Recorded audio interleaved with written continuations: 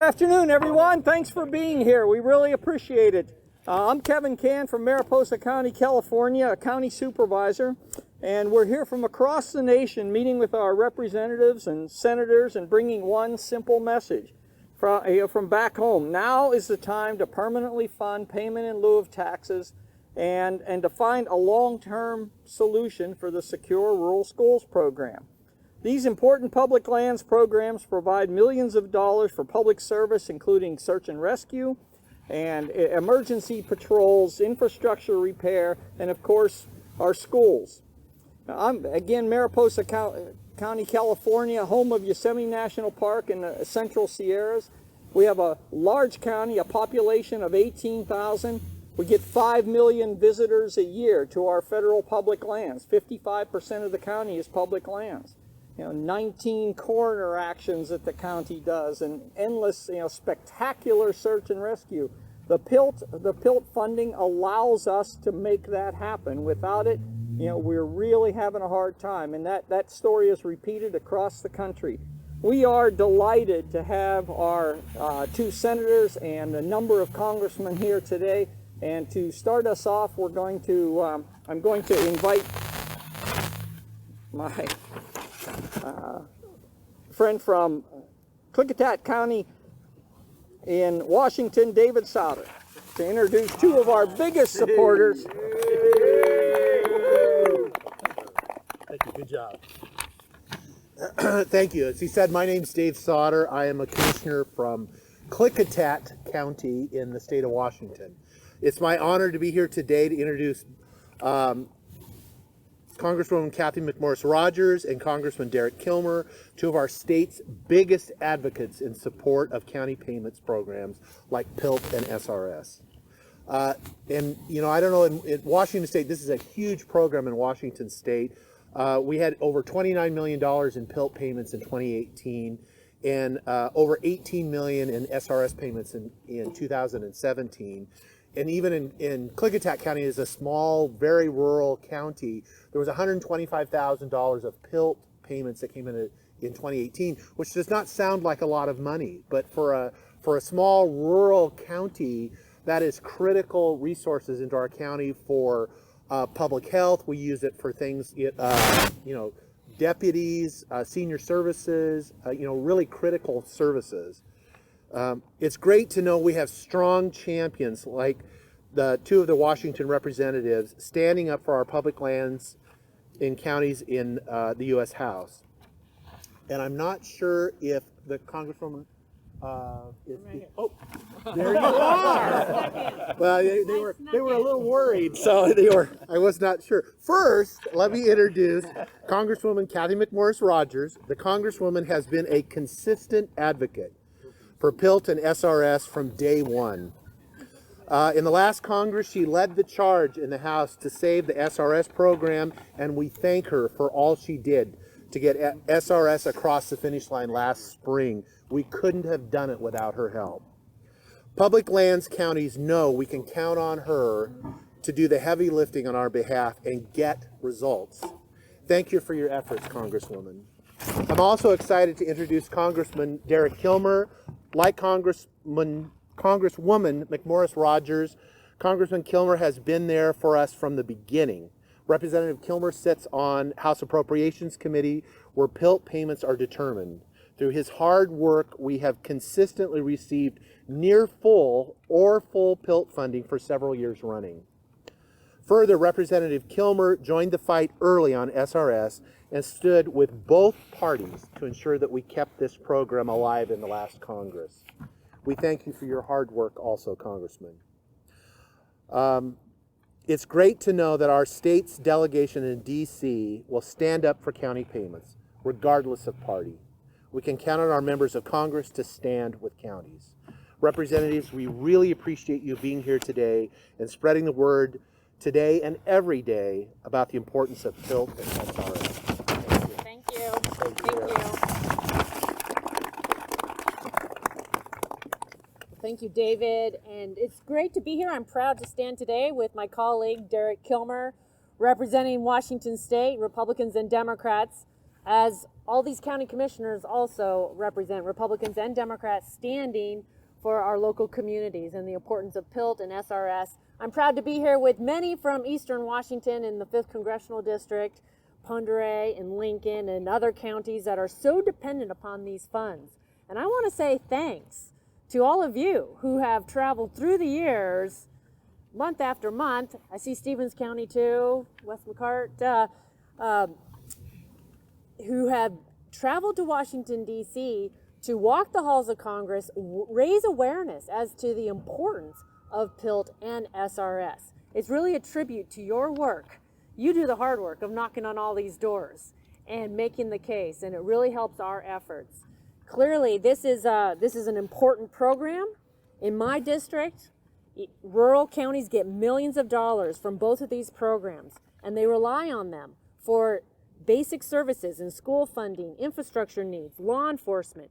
And without them and the certainty that they provide, many of the counties that I represent would only struggle more to keep up. And that's why it was critical to get PILT extended for FY19, SRS extended for in the FY18 omnibus. But both of these programs need the long-term certainty. And that is what we need to continue to impress upon the members. It was nearly 100 years ago now that the federal government recognized the need to support the communities who rely upon federal forests for their economic livelihood by ensuring that there would be tax benefits for those counties that are affected. I'm from a small town in eastern Washington, Kettle Falls, Washington. It's in northeastern Washington. It's an area of the state where our economy is dependent upon the Colville National Forest. And over the years, as the harvest on the National Forest has gone down, so did the revenue to the local counties. Revenue that's important for these critical services. And that's why Senator Wyden led the beginning of secure rural schools in 2000 to compensate for that lost revenue and ensure that the federal commitment to those counties would be upheld. PILT is also an important commitment from the federal government that must be continued. In 2018, rural counties in my district received $4.5 million in PILT funding, and it really helps them provide those services that are so important to the people who live in the rural areas. Our rural counties need the certainty, and that's why I'm going to join Derek Kilmer and so many others and all of you in doing everything we can to provide that long-term certainty that is so desperately needed for those that are living in rural counties all across America. And thank you all for being here today. Thank you. Thanks, everybody. Thanks, everybody, for being here. I want to express gratitude to my colleague from Washington State, Congressman Mcmorris Rodgers. Listen, we got to make these programs a priority, and I think it's important to point out these payments aren't earmarks. They're not handouts. They're simply the federal government stepping up and paying its fair share to communities that can't generate tax revenue on their own, in part because in some of these counties we got more trees than people, and we have a ton of federal lands. You know, counties in my neck of the woods need these funds to make sure kids have access to great teachers, to make sure businesses have the infrastructure that they need to be successful. And I don't have to tell you what happens if Congress fails to make these payments. Like the folks back home, you're all facing the same tough choices. And at the end of the day, you shouldn't have to choose between paying police officers or paying teachers, or paying for textbooks or fixing roads, or between funding critical services or investing in basic infrastructure like broadband. No community should have to make those choices. And that's why we're all here fighting to ensure that Congress steps up, holds up its end of the deal, and fully funds both payment in lieu of taxes and secure rural schools. And I'm glad to see so many county leaders from the Pacific Northwest here, because this really matters. Listen, none of us want to see our region's main export be young people. We want to make sure they have economic opportunity where they are. And this is personal to me. I grew up in Port Angeles. Both of my folks were school teachers, and I saw what happened when harvest levels declined in our area. A lot of folks took it on the chin. I saw a lot of businesses shut down. A lot of families that I knew really suffered. And that's why I got into public service, and I think that's why many of these county leaders are here in public service. And Congress needs to deliver, because the economic futures in Forks, Washington, and Port Angeles, Washington are just as important as the futures in Seattle and Portland and elsewhere. So thank you for being here. You represent communities from all across the country that are facing the same challenge, and it is essential that Congress steps up and does this. Please know this is going to be a top priority for me, not just on the Appropriations Committee, but in the Congress. And please count me as a partner in making sure Congress fulfills this obligation. Thanks, everybody.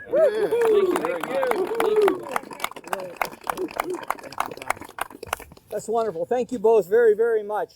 We are honored. We certainly appreciate that support, and it's year after year that it takes to make this program successful right now. We are honored to have our two senators who are big supporters from the state of Washington. To introduce Senator Merkley, we have Commissioner Mark Owens from Harney County, Washington. Mark? Two great senators from the state of Oregon. Sorry, buddy. It's all right. As he said, I'm Mark Owens, Harney County Commissioner. Harney County's in the state of Oregon. Harney County is 10,200 square miles, 4.8 million acres of public lands, 7,300 in population. We depend on PILT and SRS. In fact, when SRS was not reauthorized, we were having conversations on what roads we were going to grind up. We were not going to have the money in order to protect the investment and the equity infrastructure of our roads. Also, it has a direct effect on our schools. In PILT, if PILT is not reauthorized and we do not get continued PILT funding, we will have to look at cutting 24-hour sheriff service. We'll have to look at cutting hospice. We'll have to look at cutting many things that come out of our general budget. PILT and SRS brought over $2.8 million into my county. That might not seem like a lot to some of you guys, but just the PILT at 1.1 is over 13% of our general budget. But the reason I'm here is it's my honor to introduce Senator Wyden and Senator Merkley. Senator Wyden, as many of you know and has previously said, introduced the first Secure Rural Stability Act in over 20 years ago. He has been a champion every time in the reauthorization. He is a great asset to rural public land counties all over the country. Last year alone, I had the privilege of working with his staff on the Forest Management for Rural Stability Act, which will once and for all, through his leadership and our support, take SRS and make it permanent funding, which we all need. Yes. Senator Merkley, since coming into Oregon 10 years ago as a senator, has fought daily for protection of rural communities. On the Senate Appropriations Committee, he works daily also to fight for Oregon and the rest of our public lands community. He also co-signed the act that Senator Wyden introduced last year. But Senator Merkley also understands one of our biggest issues is just not the funding, it is wildfires. Last year he introduced, in the last Congress, the Wildfire Resilient Community Act, which would take money to fight fires and try to work on some of the funding fixes. So please join me in welcoming our senators from the state of Oregon. Thank you, Commissioner Owens, and you all have 100% of Oregon's United States senators behind you today. Yeah. And I'm going to make this a filibuster-free zone and just take you back a couple of decades ago. An Idaho senator, Larry Craig, and I thought we ought to try to see if we could get the counties off this fiscal roller coaster. So we produced the Secure Rural Schools Bill in order to try to get counties critical relief for schools and roads and law enforcement and all the essential services. And suffice it to say, the way it worked is the counties got an awful lot of help. I hate to imagine what it would have been like without the billions of dollars that we were able to secure for rural America in that bill. But suffice it to say, we didn't exactly end that fiscal roller coaster. One year, I remember you all were holding on as we sold off the helium reserve in order to fund the Secure Rural Schools program, and I see a smile there. Another year, we were selling off oil from the Strategic Petroleum Reserve. I made it clear I wasn't going to sell off any monuments, but it sure got to the point where everybody was wondering how we were going to be able to do it. So, Senator Mike Crapo, who is now the senior senator from Idaho, decided after consulting with all of you, and particularly the rural commissioners in Oregon and Idaho, that we needed to come up with a fresh strategy. And what we have proposed is essentially creating an endowment that would secure permanent funding for rural counties, and you wouldn't have to be sitting there kind of on the edge of your seat year after year after year wondering if you were going to get any help. Now, I don't want to preview any strategies, but I'm the ranking Democrat on the Senate Finance Committee. Senator Crapo, after Senator Grassley, is the senior Republican on the Finance Committee. So if God is willing, we just might be well positioned to finally get the revenue to secure the services that you have a right to have, really had a right to have starting over 100 years ago when we created the National Forest System and said we also wanted to make sure that rural communities could meet obligations to their people. So suffice it to say, this is going to be a challenge. Once again, we're going to have to educate members of Congress who come from places where there aren't a lot, of public lands, what this is about. I want everybody to know that Senator Merkley and I and Senator Crapo and Senator Risch will continue to champion funding for secure rural schools till we reach that happy day when we have this new approach. So it's not like we're just going to go chase something new and leave everybody coming up short now, but we've got a lot of educating to do. I think we're up to it, and I'm going to close simply by saying, one, we already did it once, because 20 years ago, nobody had ever heard of any of us. We certainly hadn't heard of some obscure skinny guy from Oregon, number one. And number two, you all have done such a terrific job getting out to members' offices. And it seems like every time there's a new member of Congress and I want to tell them about secure rural schools, they say, NACo already came to visit me. So what we need you to do is a lot of that in the days ahead. And I'm just going to tell you, we got some really good news today. Some really good news in terms of allies in this fight. Senator Jeff Merkley is going to continue to be our go-to person on the Senate Appropriations Committee. That is an incredibly important place for this fight. Let's hear a big shout out and a little bit of a celebration for the good news that Senator Merkley is going to continue on the Senate Appropriations Committee. Bravo! I can't hear you very well.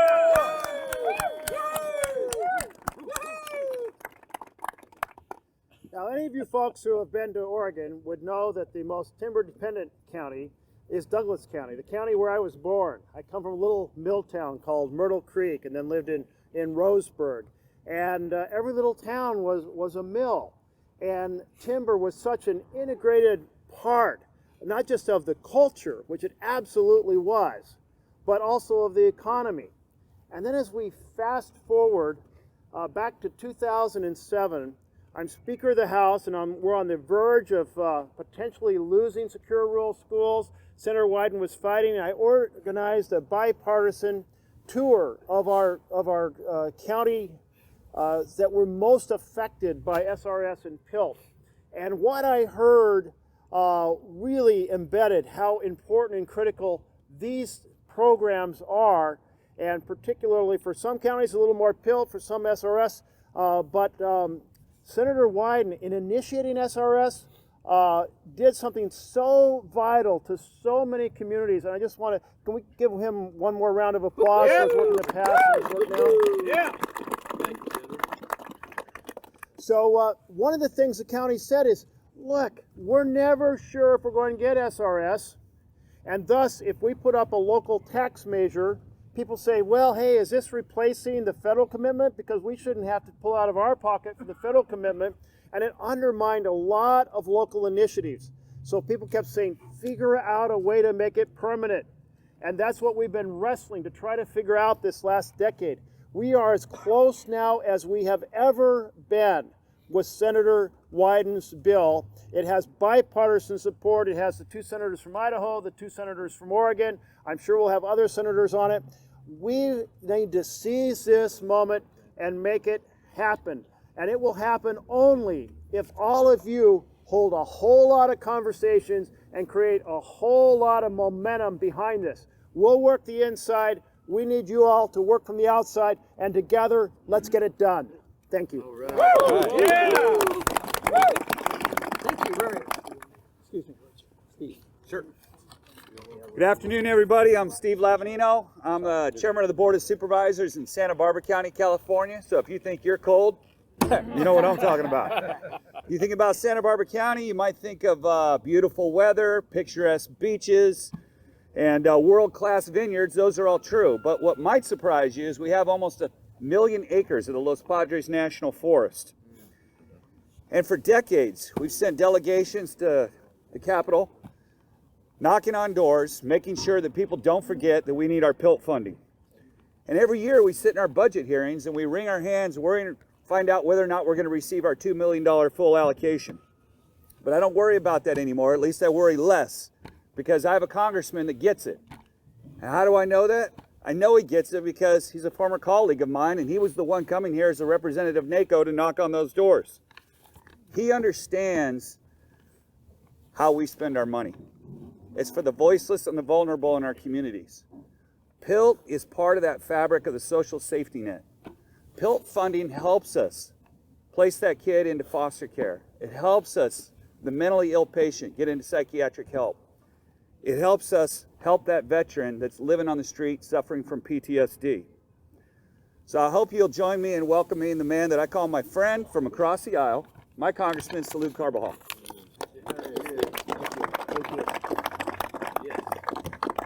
I think what Steve just said underscores that this is not a partisan issue. This is a bipartisan issue that we should all be able to get behind. As a former county supervisor, I know what that uncertainty does to budgeting every year. You don't know if the money's coming.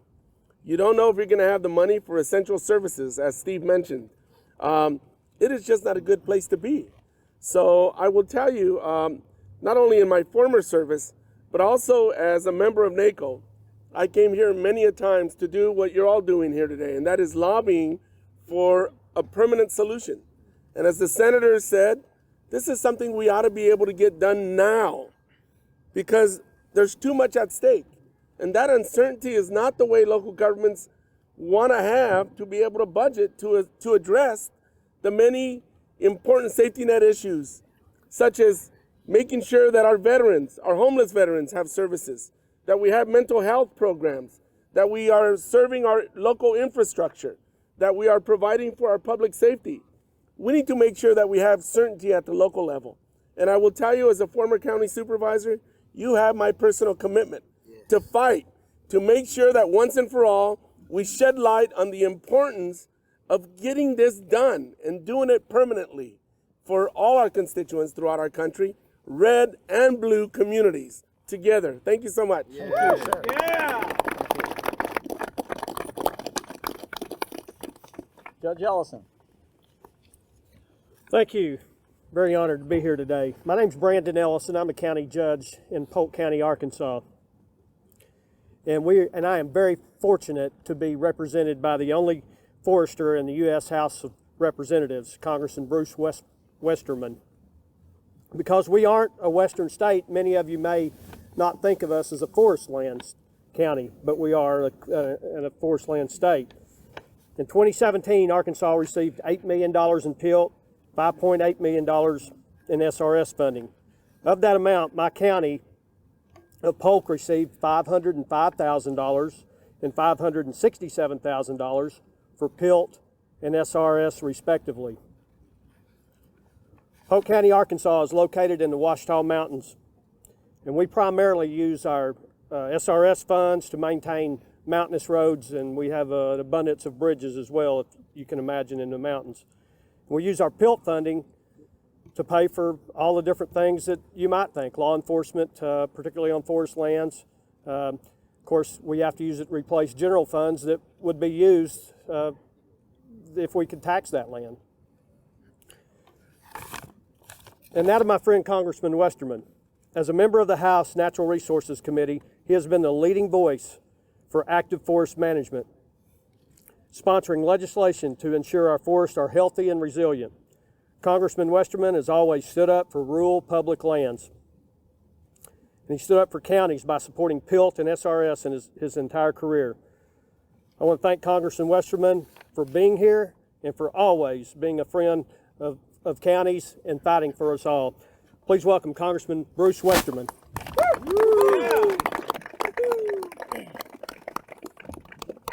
If it makes you feel any better, it's this cold back in Arkansas too, maybe a little bit cooler. Want to say thank you to Brandon. If you're not from Arkansas, that may sound strange to hear that we've got a county judge. Most people want to know what court they rule over, but it would be more like a county commissioner or county mayor in other states. And Brandon, along with his other 74 colleagues in Arkansas, do a great job. And PILT is an important program. I'm sure that funding in other states works similar to the way it does in Arkansas, where our public schools are basically funded off of real estate taxes. You can't tax the federal land, so it leaves a big deficit in funding for county services as well as the public school system. That's why I'm such a big supporter of PILT. If we're going to have these federal lands, then we should compensate the counties that have provide the emergency services, provide the roads and the other services there that the county residents depend on. I'm a big proponent of using our federal lands in the way, especially the Forest Service, in the way that it was set up to be used. We have a tremendous asset in the Forest Service. If you know the history of secure rural schools, you know that it mainly came about because we quit managing federal lands. And I think we have an opportunity to go back and manage these lands to make the lands healthier, to improve the economies in rural communities, and also to help fund these local areas. We have it's like I said, it's a tremendous resource, especially today as we look at the issues of greenhouse gas emissions. And we know that the forest is one of the main tools out there that takes carbon dioxide from the atmosphere. It stores it in the trees and it gives oxygen back off. In states like Arkansas, where we actually manage our forest, we're producing about 16 million more tons a year of wood than we had this time last year. If you go to the west, where we've quit managing a lot on federal lands, you see that the forests are actually in a net deficit, where there's fewer trees now than there were last year, and the forest products industry and other uses of timber products have decreased dramatically. It doesn't have to be that way. We can have both. We can have healthy rural communities. We can have healthy forests, which not only give us more carbon sequestration, but it also gives us cleaner air, cleaner water, better wildlife habitat, and better recreational opportunities on top of helping build rural economies. It's really a win-win-win situation when we use these resources and use them sustainably and apply sound science to them. So I want to continue working for the PILT program, the Secure Rural Schools program, the necessary program, while we're not managing our federal lands. But I hope someday we interject common sense back into our federal lands and start using these lands to generate the revenues and the economies that we could have if we would simply just apply science and management to those. I thank you for coming here and advocating. It's important work that NACo does, and you're real troopers to come here from all across the country every year to keep pushing this issue, and that shows how important it is. And I'm glad to be here with you today. God bless you and have a good day. Right. Thank you. Really appreciate the Congressman. He brings a tremendous amount of expertise to the fight here. We have a couple more representatives en route. In the meantime, we have a few people from our Public Lands, NACo Public Lands Payments Subcommittee. And first I'd like to invite up Supervisor Kyler Crocker from Tulare County, California. And he just mentioned to me, he said he'd really wish if I would call him judge from now on. The dishonorable, perhaps. I'm Kyler Crocker from Tulare County in Central California. We're just under 500,000 in people, but we have a county the size of roughly the state of Connecticut, and over half of our county is federal lands. We've received about 3.6 million in federal PILT last year, as well as about 400,000 in SRS payments. So it's something that's very vital for us. Even though we're maybe one of the larger counties that's represented here today, it's something that's still vitally important for our road system, for our search and rescue operations. Having Sequoia and Kings Canyon National Parks in our county means that we had over 2 million visitors in 2017 coming to our county and investing and looking at our beautiful Mount Whitney, the highest point in the lower 48 states, as well as the largest tree in the world in the General Sherman tree. So having a permanent solution is something that really will help our budget process. We're happy to have this. We consider ourselves a rural county, being the largest ag exporter in the country with over $7 billion in annual products. And this is something that's vital to making sure that we continue to be able to provide vital services year in and year out. So thank you for being here, everyone, and thank you for all the speakers, the congressional members and senators, and all of my county colleagues. Thank you. Thanks, Tyler. Appreciate it, buddy. If I can invite Judge Moran from Smith County, Texas. Thank you. Good afternoon. My name is Nathaniel Moran. I'm the county judge in Smith County, Texas, in Northeast Texas. It's my pleasure today to introduce my Congressman Louie Gohmert. I have known Congressman Gohmert for a number of years. In fact, when I first met him, I was just a lawyer out of law school, and he was still on the trial bench in Smith County, Texas as a district judge. He is now and has always been a bold defender of America's founding principles. In fact, the tenet of liberty underscores everything that he does in Congress. As a member of the House Natural Resources Committee, Congressman Gohmert has fought for responsible resource development and has led the fight in our House delegation in Texas for PILT and SRS funding. And with good reason. In 2018, Texas received approximately $6.5 million in PILT funding and another $2 million in SRS funding. That money went to counties to help with things that were important, like critical infrastructure repairs, law enforcement activities, search and rescue operations on public lands, and delivering numerous other crucial, needed daily services that counties deliver on a day-to-day basis, things we do every day. Congressman Gohmert, thank you so much for standing with local governments, with the local people, and for standing with Smith County and with these folks here today for SRS and PILT funding. Please welcome Congressman Gohmert. Yeah! Thank you, Judge. Thank you. Judge, it's an honor to call you judge these days, so thank you for your work. Thank you for being here. Thank you all for caring. You know, there's been one principle that has been throughout the country's existence, and that is an agreement is an agreement, a deal's a deal.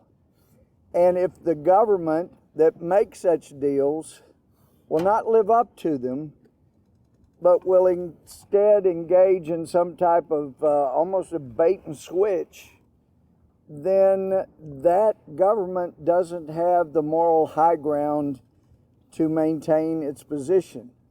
Well, there's no better country than the United States of America, yet in this area, the government has fallen down miserably.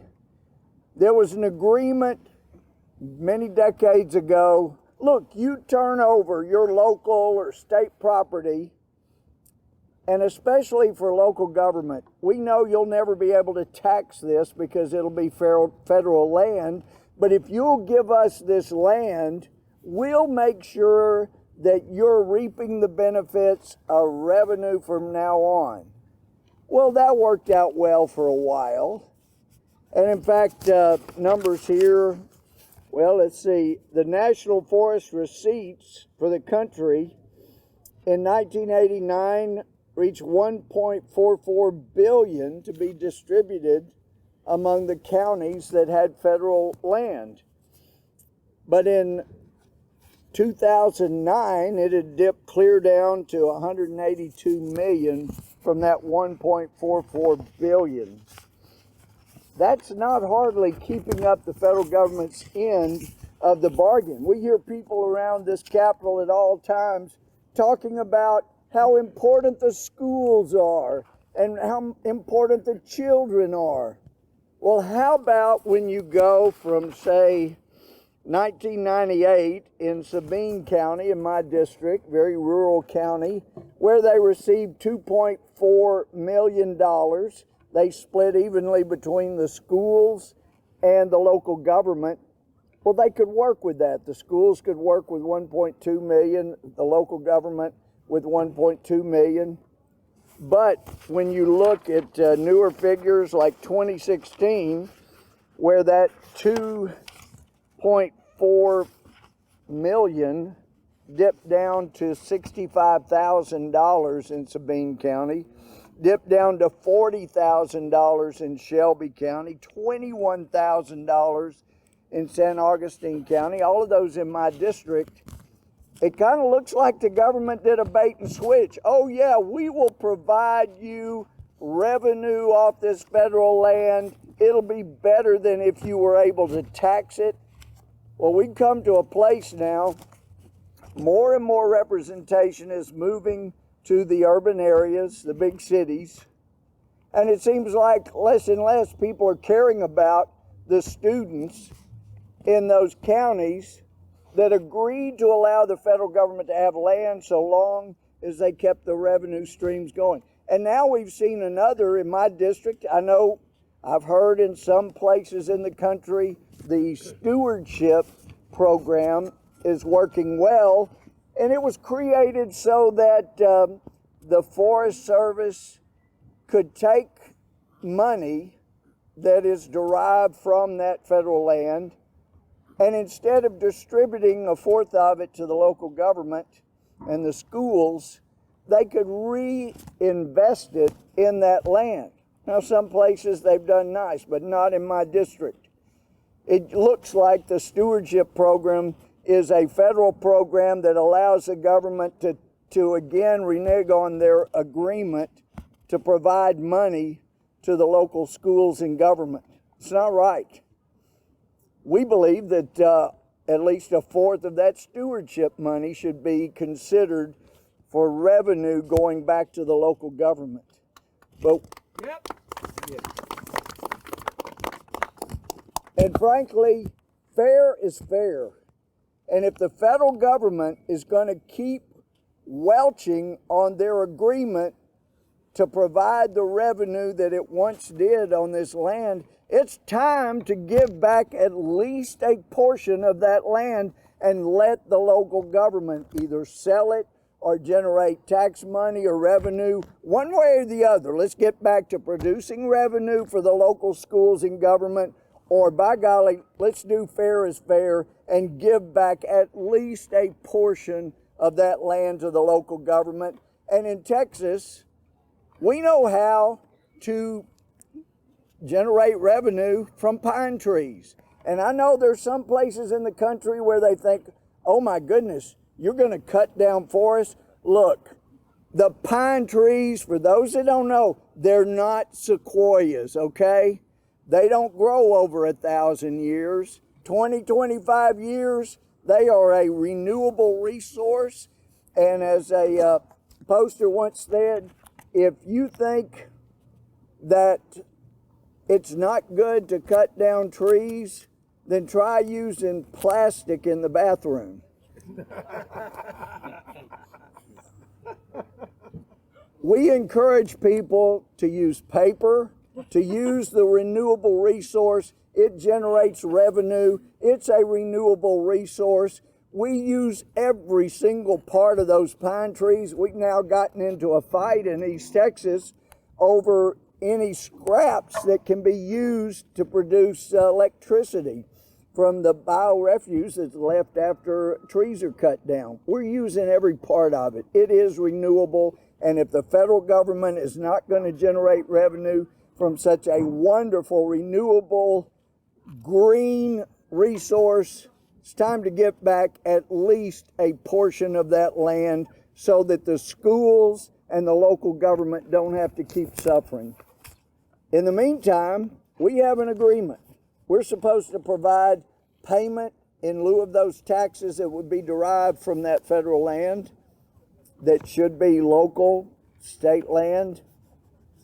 We have the secure rural schools, and we've seen what's happened lately. You have more and more people becoming more and more callous to the consequences of the usurping local land and then failing to generate revenue from that.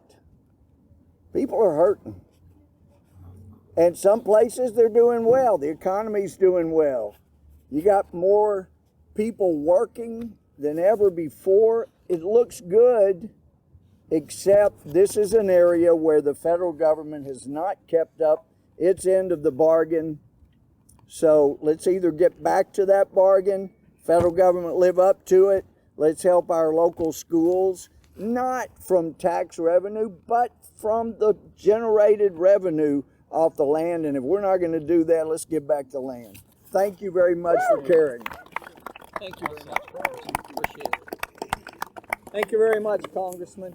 Also from our NACo Public Lands Payments Subcommittee, we have the very honorable Joel Baumann from Sublette County, Wyoming. Thank you all for being here today. The state of Wyoming, statewide, is about 50% public land. My county is 80% public land, and some of our counties are over 90% public land. At the same time, we have to provide all those services you've heard people already mention here today. We provide law enforcement on public land. We maintain roads on public land. We take search and rescue on public land.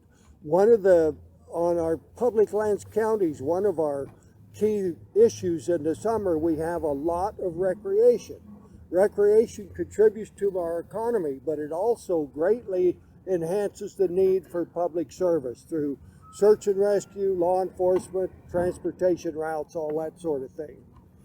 The state of Wyoming receives almost $32 million a year in PILT and almost $5 million a year in secure rural schools payment. In my county, we receive a little over $1 million a year in public payment in lieu of taxes, and under $1 million, about $700,000 a year in SRS. That entire SRS payment in my county is used to fund a search and rescue helicopter during the summer months, and we save numerous lives by being able to do that. But without that payment, that helicopter would not exist and would not be there to save those lives on public land. Thank you. Thank you very much, Joel. Commissioner Gordon Cruikshank from Valley County, Idaho. Yep. Gordon. Yeah. Well, thank you. Thank you for everyone being here today. Good afternoon. I'm Gordon Cruikshank, a commissioner from Valley County, Idaho, and I have those other two senators from Idaho that have supported SRS for all the time they've been in Congress, and had the original senator that helped start secure rural schools. Today I want to speak about secure rural schools and the payment in lieu of taxes to help them be continued.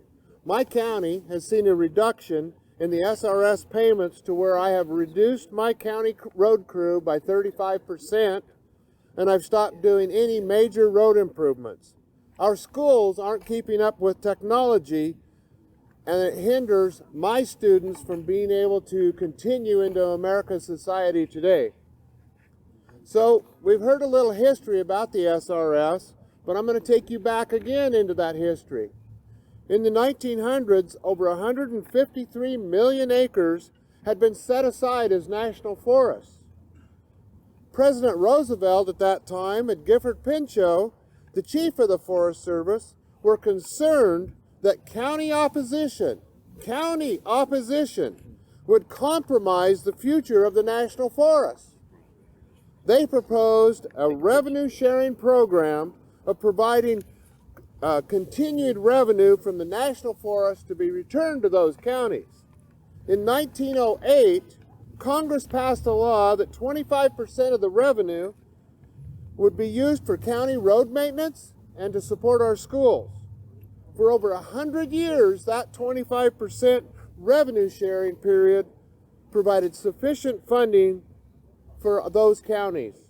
In the late 1970s and the 80s, over $2 billion of revenue in some years was produced from our national forest, supplying timber products for our nation. Those national forests haven't stopped growing, and they grow more timber every year, which is lost to wildfire.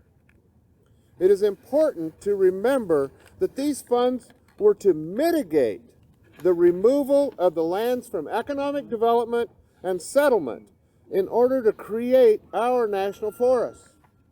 This was a compact made to the citizens of the United States to have national forests. When revenues declined off the national forests, Congress created Secure Rural Schools Self-Determination Act, commonly known as Secure Rural Schools. This legislation was to provide the offset to keep that compact in place. The payment in lieu of taxes was also created for counties with public lands, as they have no ability to tax those public lands to provide essential services on those lands, such as search and rescue, as we've heard today, law enforcement, and emergency services, and other vital things that our citizens need. The PILT payments help fund those services and others in a county. When the original payment formula was created, small populated counties were hindered. A small change to the formula using approximately $6 million in funding would help many counties with less than 5,000 population.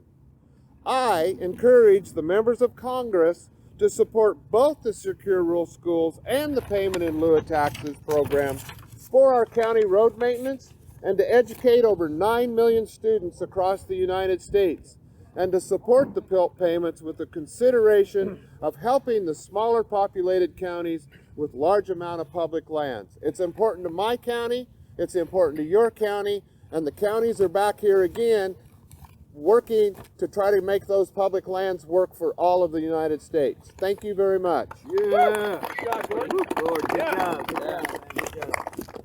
Our last speaker will be Congressman Greg Gianforte from Montana, and to introduce him is Commissioner Todd Devlin from Valley County, Montana.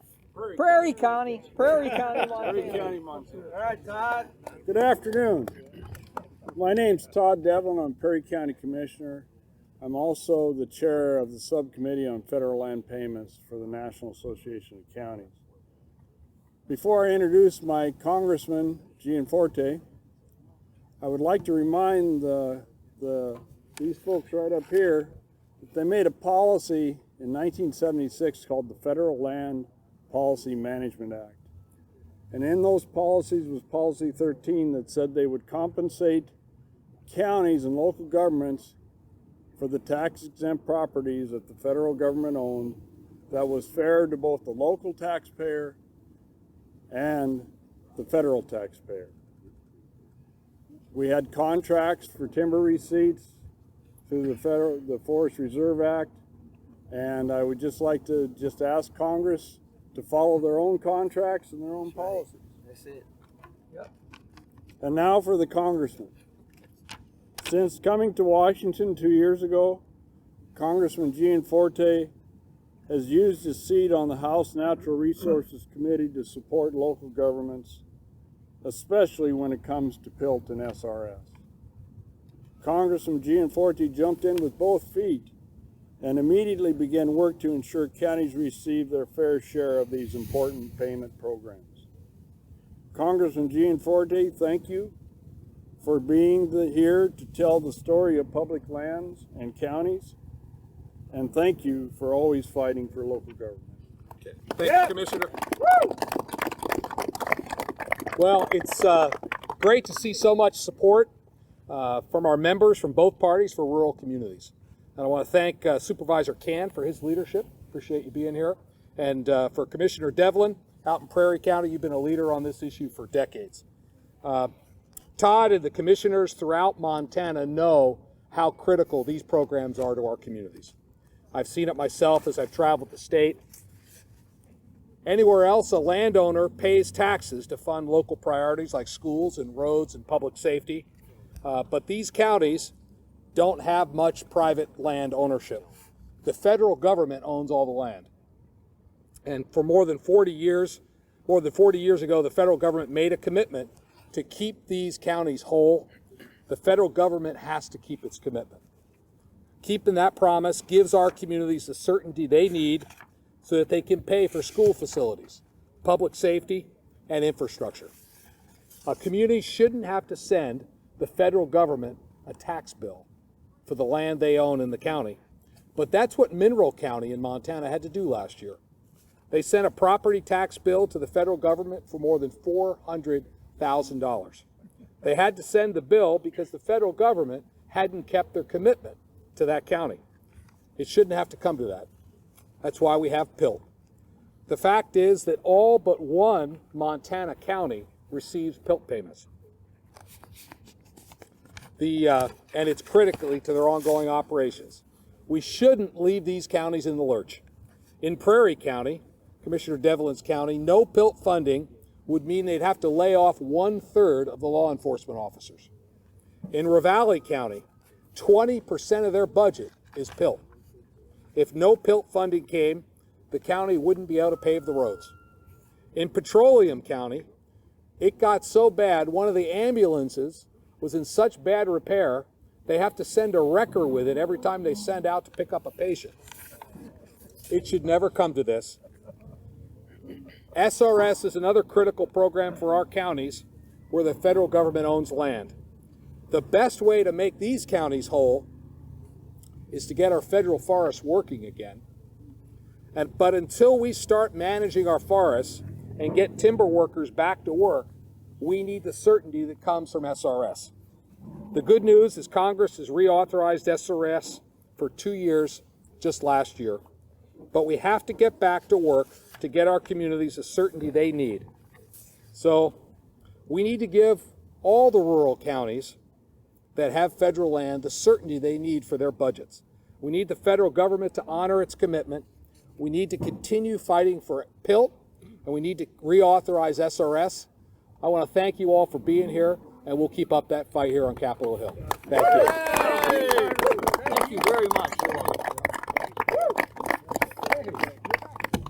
This is very exciting. As you can see, these representatives, commissioners, judges, supervisors are all working tirelessly to support our local communities and make government work at that basic local level, and we really appreciate our representatives and senators in particular. Thank you all for being here. Let's work hard for a permanent PILT support funding and a long-term solution for our secure rural schools program. Thank you. Great job, Kevin. Good job.